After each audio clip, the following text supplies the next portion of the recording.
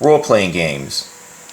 At the roll of some dice, you move around a mythical character you created on a map based on that roll, and also based on that roll, you use a particular power you might have against a formidable opponent.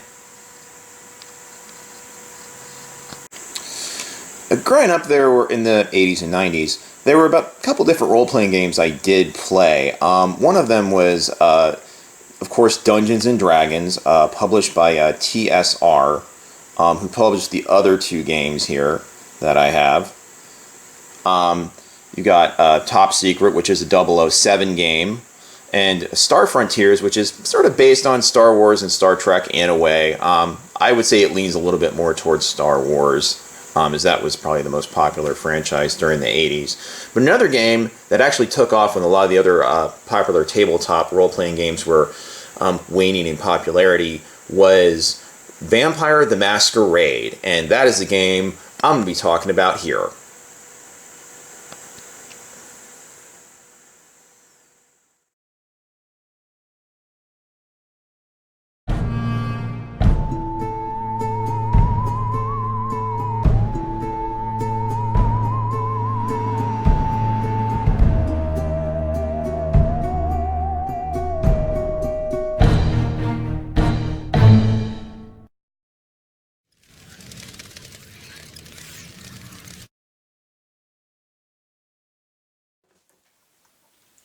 Hi, this is DS Yoxheimer. This is, of course, another edition of Spectre, and, of course, we're talking about Vampire the Masquerade, or I'm talking about it. I'm not here talking about it with anybody else, because I'm way out in the middle of the country and I don't have a lot of friends.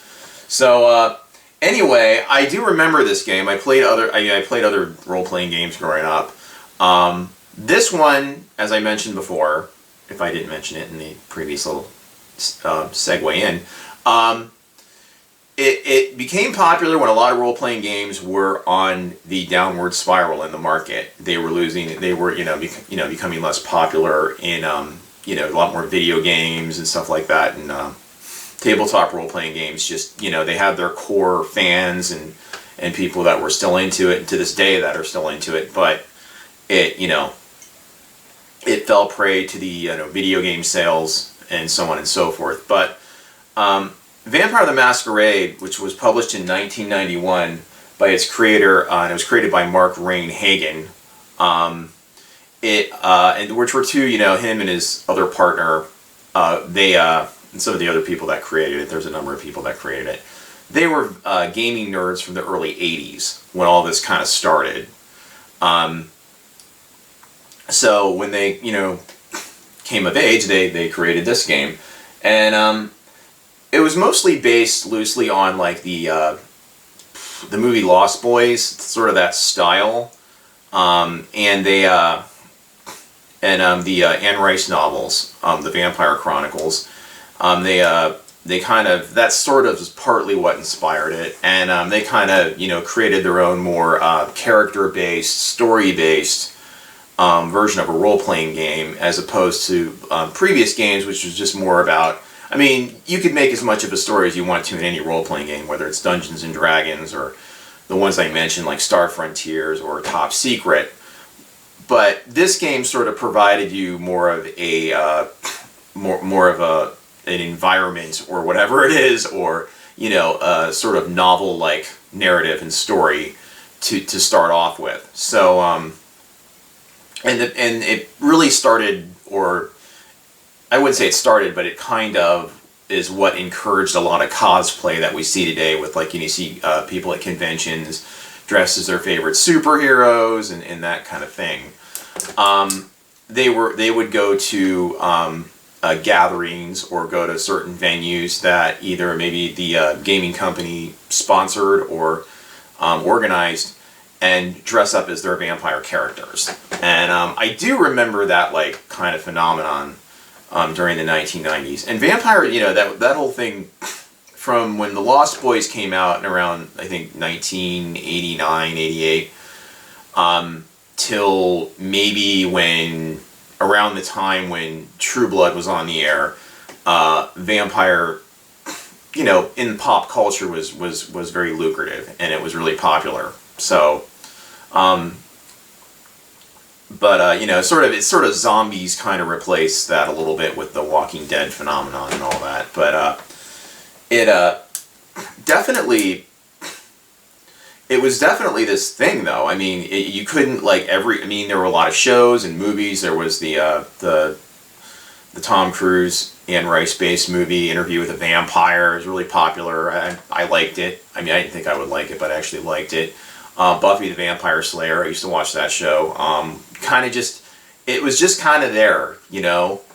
And it was just sort of a normal sort of TV or movie genre. It wasn't something like, oh, there's a new show about vampires. What the fuck's that about? Type of thing. And it didn't seem to meet as much protest as when Harry Potter got popular. You know, like witches always seem to get burned at the stake, so to speak. I don't know why. I mean, when Bewitched was on the air, I don't think so because it was a cute sitcom, but I guess that's a video for another day. But there was, I mean, they sort of had kind of a lot of This is actually one of the players' guide. You saw this just at the beginning of the video. She has sort of like a Madonna-like look to her. That's why I always like this picture. It's their one player's guide, and she had sunglasses on because these were drawn right around 1990, 1991. This artwork was done, and I think one of the biggest draws to this was the art design for the gaming books and everything like that surrounded it, and the more or less the encouragement by, you know, people who played the game to dress up as their characters.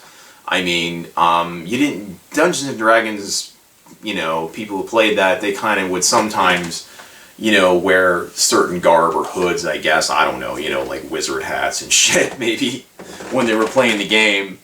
But it wasn't quite the same thing with Vampire the Masquerade. They really just got decked out in full vampire drag, and I think it was just, there was just a lot of, you know, obviously, you know, fetish to it, you know what I mean? It's of course, it's a very sort of erotic and powerful persona that a vampire takes on. So that's kind of what I think took hold with this particular role-playing game, because it wasn't really as nerdy. It was sort of cool,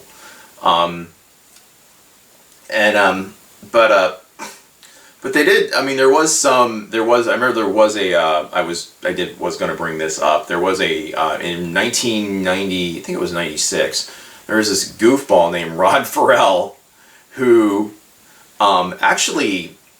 He hooked up with some girl and a couple other friends, and they went to this girl's parents' house, and I guess they were going to rob him too, but he and his other buddy killed some people. He did most of the actual killing, I guess. He killed the one father with a crowbar, and I think they both killed the mom, and they were going to go down to New Orleans because that was a big sort of bastion for vampires. And this Rod Ferrell, he's now serving life in prison, of course, but he and my shit just fell over.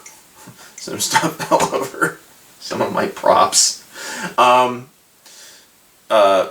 He's Rod Ferrell, getting back on track here. Yeah, he said he was a vampire named Visigio, and he was 500 years old, and he just manipulated a group of kids. And he did play a Vampire the Masquerade, and they actually got a little bit of heat for it, not like, I don't think they were sued or anything like that. I don't think you could really sue somebody for having a role-playing game just because someone who murdered somebody and said they were a vampire played it. You know, it's kind of a, he had a lot of other problems, clearly, going on there. And I've seen interviews on YouTube of him in jail. I mean, I wouldn't want to let him out. I don't think I'd want to see him walking the streets, to say the least. But, and other than that, I mean, the game, I mean, they did have some. They actually did wind up, I think, settling with some other TV shows. I think True Blood was one of them, because in Vampire the Masquerade they had princes of cities and stuff like that, and in True Blood they have monarchs. In the Charlene Harris novels as well as the show, so they basically wound up. I guess there was some. They got a little bit of money for it. I don't know. They didn't, like, there wasn't like a big ongoing legal case. And some of these other things have already been established in, vampire, lore, of course. But I think here's some of the things. I mean, Buffy the Vampire Slayer didn't really, take anything specifically from Vampire the Masquerade, but of course, True Blood did.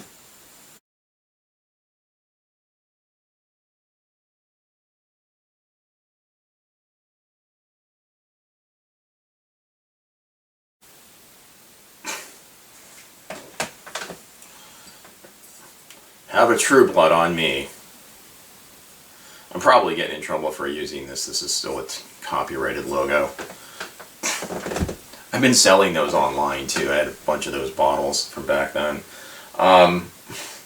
Me and my ex used to watch True Blood like all the time back in the day. Now it's bringing up sad memories.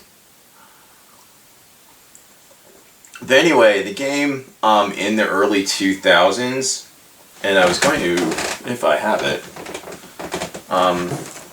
here it is. In the early 2000s, the game began to wane in popularity, of course, as all things do.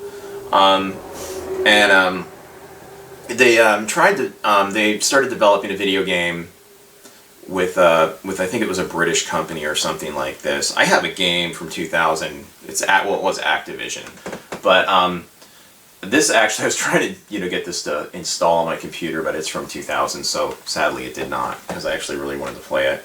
It looked cool. It had 2000 graphics, but it's still interesting looking. So they began developing the video game, of course, which makes sense, and they did keep the tabletop version of the game in print, or they were publishing new editions of it, and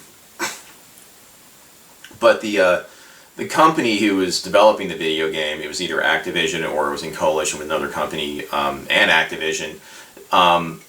The development outfit where they were, I think it was down south somewhere, they let go of a bunch of employees and they suspended development of a newer edition of the game, of the video game, The Masquerade. And so it just basically, at that point, the kind of financial future of the company was in sort of in question. They didn't know where they were going, and eventually the publishing rights to the game was sold to Onk's Path Publishing, which is a British company, from what I understand, because when I went online to look up the game now, it was from England or something. It was in the UK. So which I'm sure it's really popular there. But they haven't really, that is really the only form the game has taken, other than there was a really bad 1990s TV series. It was called Kindred the Embraced. I sat through an episode I found on YouTube, which was a real chore. It's not very good. It was done by Aaron Spelling and released actually by Blockbuster Productions, because they were like Amazon back then. And they did have some merch. I mean, this is an action figure, which I didn't even know they made, would have made these, but this was, came out around 2001. I think it was to promote the video game, which came around at the same time. So, obviously, and probably, related things like comic books and things like that they may have been putting out. But the only thing I found was, basically, gaming material for the tabletop game, paraphernalia for that. That's for sale online, player's guides and all that stuff, and maps or whatever they have, or gaming pieces and dice. And the the video game, which I don't think they did publish a newer version of it when that went under. And that's kind of it. I mean, that's sort of the story of Vampire the Masquerade as far as the game goes. It did, it yielded quite a bit for a tabletop game. They had a short-lived TV series, which sucked, but still, they managed to get on Fox. I think it was on Fox. And it was a little bit of a cultural phenomenon for a little over a decade. So, that's usually about how long little things like this last, When people are, there's sort of a big phenomenon like this. Big little phenomenon. I mean, it wasn't like everybody was dressing like vampires, but the ardent fans, which were quite a few, they did dress up, and they had and they just like scared other people and worked at the Hot Topic at the mall and stuff like that. But which is cool, nothing wrong with that. I'm just saying that's usually, But yeah, basically that's what became of it. I don't know. I mean, if you play the game, or have played it, or you currently play it, stuff like that, I would leave your comments below. I'd like to hear your insights on it, because I'm really just kind of going off what I looked up on it and what I knew about it when, from back in the 90s and everything like that. Interested and intrigued with it, of course.